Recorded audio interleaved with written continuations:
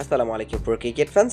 দর্শক, আপনারা শুরুতে যেই ভিডিওটি দেখলেন সেই ভিডিওটি গতকালকে ভাইরাল হয়েছে। বাংলাদেশ ক্রিকেটের পোস্টার বয় সাকিব আল হাসান একজন সমর্থককে এইভাবেই ঘাড় ধাক্কা দিয়েছেন, এইভাবেই তাকে মোবাইল কেড়ে নেওয়ার চেষ্টা করেছেন, এইভাবেই তার সাথে দুর্ব্যবহার করেছেন।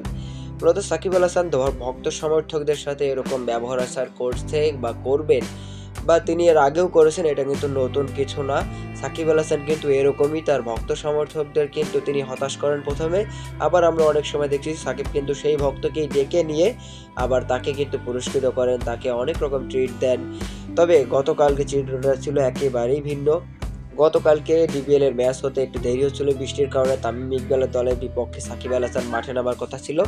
বৃষ্টির কারণে যখন একটু ম্যাচটা দেরি হচ্ছিল তখন স্বাভাবিকভাবে কিন্তু সাকিব আল হাসান দুই দলের দুই কোচের সঙ্গে সাকিব আল হাসান একটা গল্প গুজব করছিল, হয়তো গল্পটি একটু ইম্পর্টেন্ট ছিল। তো সেই সময় হুট করে এই সমর্থক কিন্তু সাকিব আল হাসানের কাছে এসে একটা আবদার করে যে ভাই আপনার সাথে আমি ছবি তুলবো, কিন্তু সাকিব আল হাসান কিন্তু প্রথমে তাকে না করে, কিন্তু সে কিন্তু শোনে না। একাধিকবার চেষ্টা করে ছবি তোলার জন্য, পরে সাকিব আল হাসান কিন্তু তার সাথে এই ব্যবহারটি করতে বাধ্য হয়।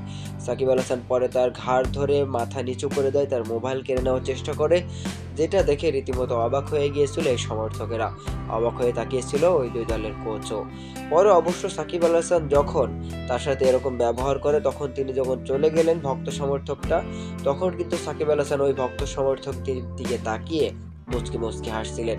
তাই তো ভক্ত সমর্থকের এখন মনে করছে হয়তো ওই ভক্ত সমর্থকের সামনে অনেক ভালো কিছু অপেক্ষা করছে, যেটা সাকিব আল হাসান নিজেই হয়তো আমাদের সামনে আরো একবার নিয়ে আসবেন।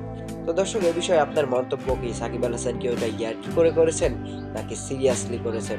যদি ইয়ার্কি করে করেন তাহলে কিন্তু এটা অনেক ভালো, ওই ভক্তের জন্য একটা ভালো কিছু অপেক্ষা করছে, এটা আমরা জানি কনফার্ম ভাবেই।